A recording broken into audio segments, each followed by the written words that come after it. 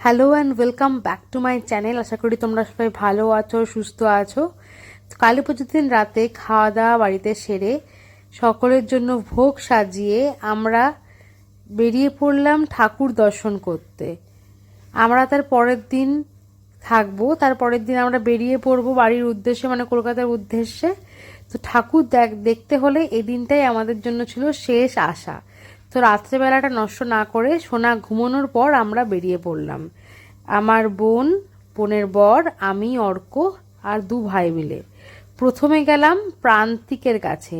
এটা বাড়ি ময়দান, আমাদের ওখানে খুবই প্রসিদ্ধ একটা জায়গা বাড়ি ময়দান। তার থেকে খুবই কাছে প্রান্তিক ক্লাবের পুজো অপূর্ব করেছিল মণ্ডপ সজ্জা। তো রাত্রেবেলা তো দেখে বোঝা যাচ্ছে না এখন যে এখন রাত বাজছে 2টো। যদিও পুজোর সময়তে রাত্রেবেলাটা এরকমই ভিড় থাকে প্রত্যেকটা জায়গাতে, তো মনে হচ্ছিল না যে আর 2টো বাজছে, মনে হচ্ছে সন্ধেবেলা। তো খুব সুন্দর সাজিয়েছে আমাদের ওখানে। কিন্তু কালী পুজো বলো দুর্গা পুজো বলো, বার্নপুরের দুটো পুজোই খুব সুন্দর হয়। তো দেখো আমি তোমাদেরকে 4-5টা একবার করে ঘুরিয়ে দেখিয়ে দিচ্ছি। কত সুন্দর কালার কম্বিনেশন, কত সুন্দর লাইটিং, খুবই ভাল লাগছিল এসে।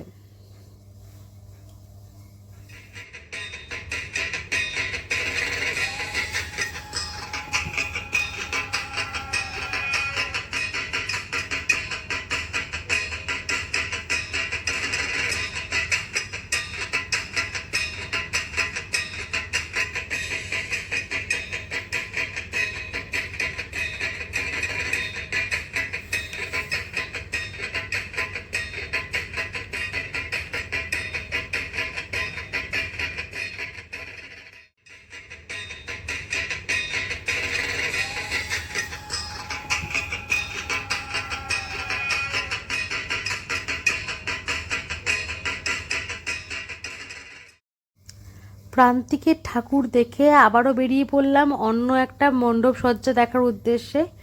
যেতে যেতে রাস্তায় পড়লো এই পুজোটা। এটা আমাদের বার্নপুর হসপিটাল থেকে যে জায়গাটা নেমে আসে সেই ঢালু রাস্তার ওপর হচ্ছিল। এখানে আর প্রবেশ করিনি আমরা, বাইরের থেকে দেখলাম, মায়ের দর্শন করলাম। এখানের মণ্ডপটাও বেশ সুন্দর হয়েছিল। এটা দেখে আবারও বেরিয়ে পড়লাম। এখন যাচ্ছি বার্নপুর গার্লস হাই স্কুলের সামনে একটা মেসের পুজো হয় সেখানে। অপূর্ব করেছিল। আর এখানকার বৈশিষ্ট্য হচ্ছে মা কালীর উচ্চতা। মায়ের মূর্তিটা খুব লম্বা, মানে উঁচু আর কি, মানে অনেক ফুটের হয় আর কি। খুব সুন্দর লাগছিল দেখে, যেন মনে হচ্ছিল মা যেন নিজে নেমে এসছে মর্তে। দেখো তোমরা কত উঁচু মায়ের মূর্তিটা। আর এই মূর্তিটা আগে এক রাতে পুজো হতো, মানে এই কালী পুজোর দিন রাতে পুজো হতো, ওই দিনই বিসর্জন হয়ে যেত। কিন্তু এখন আমার বোন বললো যে এই মাকে স্থাপন করে দেয়া হয়েছে, তাই জন্য আর বিসর্জন হয় না। এখন মা সারা বছর থেকে যান আমাদের সাথেই। আর এই রাস্তাটাতে আসতেও আমার বেশ ভালো লাগছিল, কারণ আমি এই স্কুলেই পড়াশোনা করেছি। স্কুলের রাস্তা এখান দিয়ে কত যাওয়া আসা করেছি, তো মানে একটা রোমাঞ্চ কাজ করছিল যেন গোটা শরীরে। তো খুব ভালো দর্শন করলাম মায়ের, তারপরে এখান থেকেও বেরিয়ে গেলাম আমরা। তারপরে গিয়ে পৌঁছালাম এই পুজো মণ্ডপটার সামনে। আমার ঠিক মনে পড়ছে না এই ক্লাবটার নাম কি। এই পুজোটা হচ্ছিল বার্নপুর মার্কেট, যেটা বার্নপুর বাজার, তার ঠিক সামনে। এখানকার মণ্ডপ সজ্জাও অপূর্ব। তো ভাগ্যিস বেরিয়ে পড়েছিলাম রাত্রেবেলা, না হলে এত সুন্দর মণ্ডপ সজ্জার সাক্ষী হতে পারতাম না। তো খুব ভাল লাগছে। আর তোমরা আমার সঙ্গে সঙ্গে দেখো কি ভালো হচ্ছে বার্নপুরের পুজোগুলো, মানে মণ্ডপগুলো সত্যিই এত সুন্দর সাজিয়েছে, কিছু বলার নেই। আমার সাথে তোমরাও দেখো।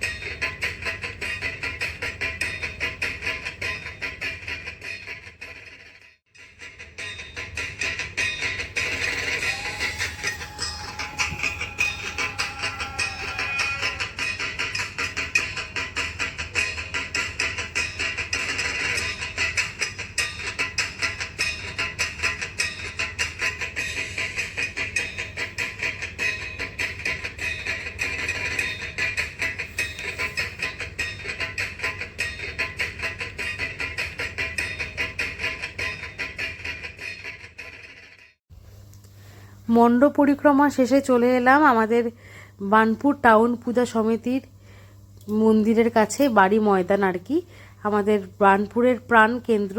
এখানকার মা খুব জাগ্রত, বাড়ি গেলেই পুজো দিই, তো এখানে একবার না আসলেই নয়। তো এখানের মাকেও দর্শন করে নিলাম।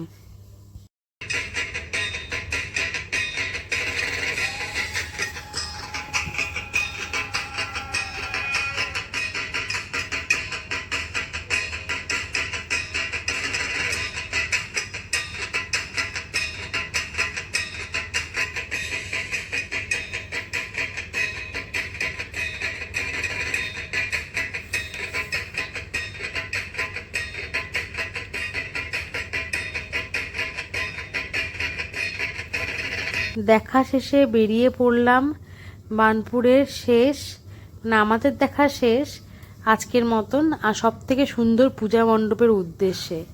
এটা হলো আমাদের এখানে ইয়ং মেন্স পূজা কমিটির পুজো। অপূর্ব মন্দিরটা করেছিল, ওরা বলছিল মানে এটা কল্পনা করে একটা মন্দির ওরা সৃষ্টি করেছে, এটা কোনো জায়গার মানে রেপ্লিকা নয়। তো যাই হোক, সেটাই করেছে কিনা, অপূর্ব করেছে, অসাধারণ লাগছিল। চারিদিকটা দেখছিলাম, তোমরাও দেখো, দারুণ লাগছে।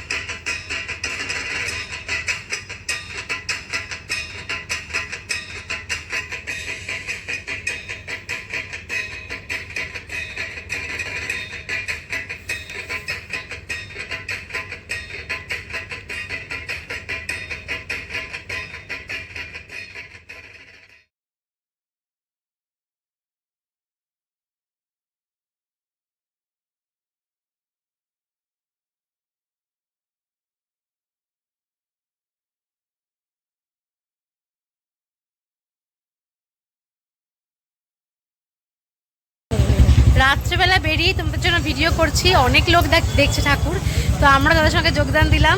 তো আজকের মতো ব্লগটা এখানেই শেষ করছি। যদি আশা করি তোমাদের ভালো লেগে থাকে বার্নপুরের ঠাকুর, তো ভালো লেগে থাকলে প্লিজ সাবস্ক্রাইব করে চ্যানেলটাকে, লাইক করো, শেয়ার করো। তো আজকের জন্য টাটা, আবার নেক্সট ব্লগে দেখা হবে।